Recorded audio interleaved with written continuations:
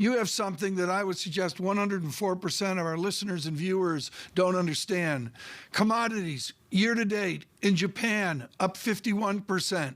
Year to date, in the United States, up 22%. The dollar matters, doesn't it?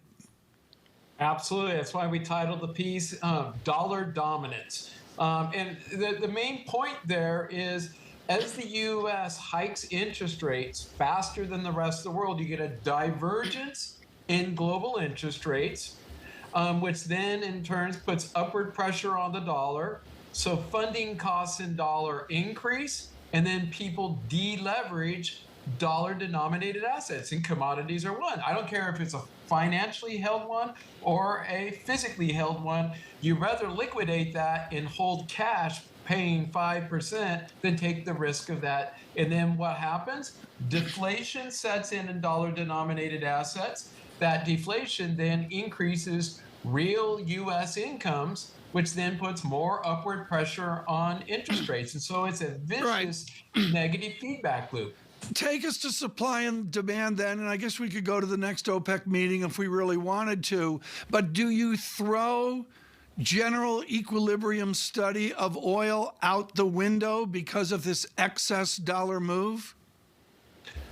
Really good question, and it keeps me up at night. And here's the way I'm thinking about it is, let's go to the definition of inflation.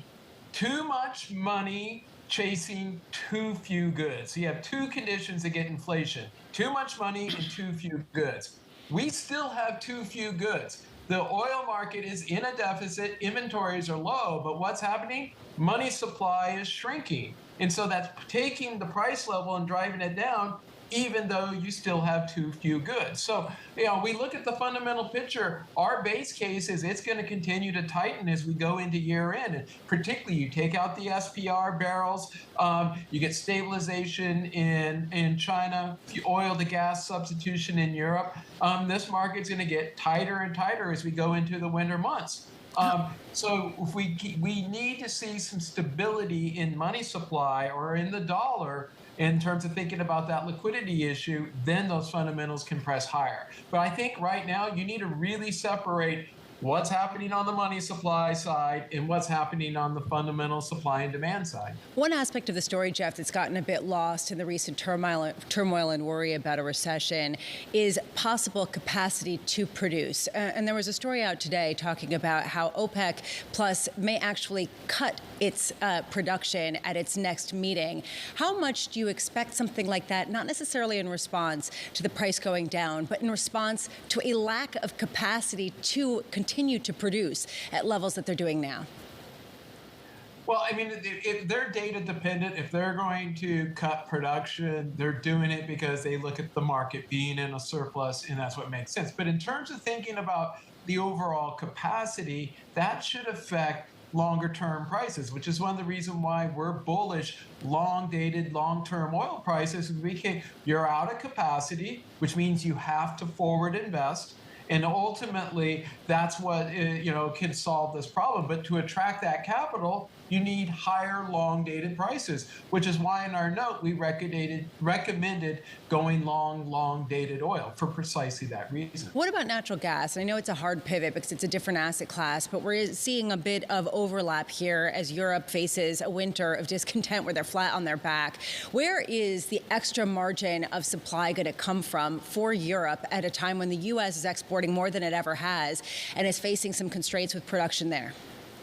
Well, I think the answer to that is look domestically. You're going to get it through weaker demand.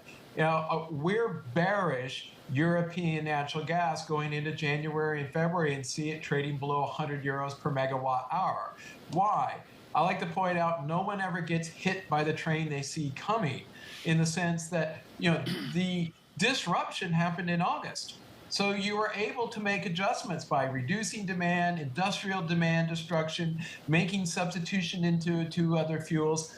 So we believe, barring an absolutely freezing cold winter, they're going to get through this winter. Prices are going to moderate, but longer term, you have a problem. To go to your point, you have to, come up with supplies, whether it's through exports of LNG or domestic investment or substitution in other fuels. So longer term, you've got a problem in Europe. Jeffrey, unfair question, but it's Unfair Thursday. What is the optimal price of a barrel of oil for OPEC?